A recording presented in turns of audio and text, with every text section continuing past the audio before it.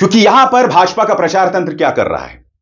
अगर जियो न्यूज किसी पत्रकार का जिक्र करता है, किसी भारतीय पत्रकार का जिक्र करता है, तो उसे ट्रोल किया जाता है, उसे देशद्रोही बताया जाता है।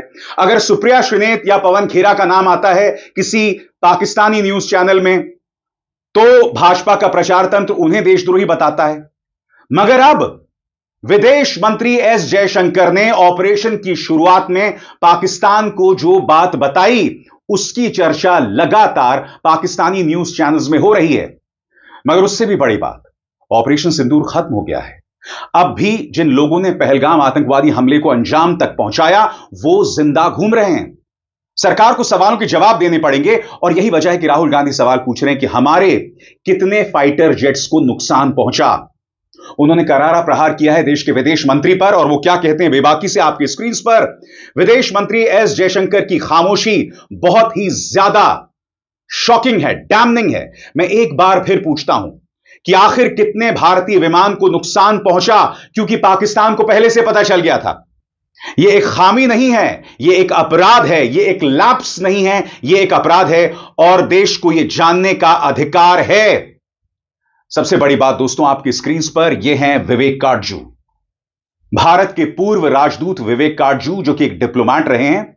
वो सवाल कर रहे हैं कि जिस तरह से कर्नल सोफिया कुरैशी पर भारतीय जनता पार्टी के नेता, मंत्री, विधायक ने प्रहार किया, उस पर क्या कार्रवाई हुई।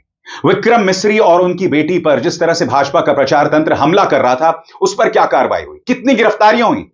सबसे शॉकिंग बात, क्या आप जानते हैं दोस्तों, यह खबर सामने आई है जिसके अंतर्गत सुप्रीम कोर्ट ने कुंवर विजय शाह, जिसने कर्नल सोफिया कुरैशी के बारे में आप शब्द कहे थे, उन्हें आतंकवादियों की बहन बताया था, उनकी गिरफ्तारी पर सुप्रीम कोर्ट ने रोक लगा दी है। सही सुना आपने दोस्तों, सुप्रीम कोर्ट ने रोक लगाती है। मगर दूसरी तरफ प्रोफेसर अली खान महमूदाबादी, जो कि अशोका यूनिवर्सिटी के प्रोफेसर हैं, उन्होंने कुछ जायज सवाल किए।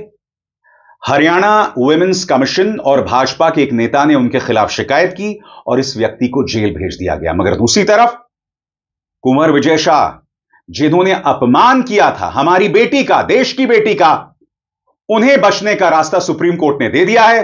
कह दिया कि इन्हें गिरफ्तार ना किया जाए। उन्होंने तल्ख टिप्पणी जरूर की है, मगर गिरफ्तारी से बचा लिया है।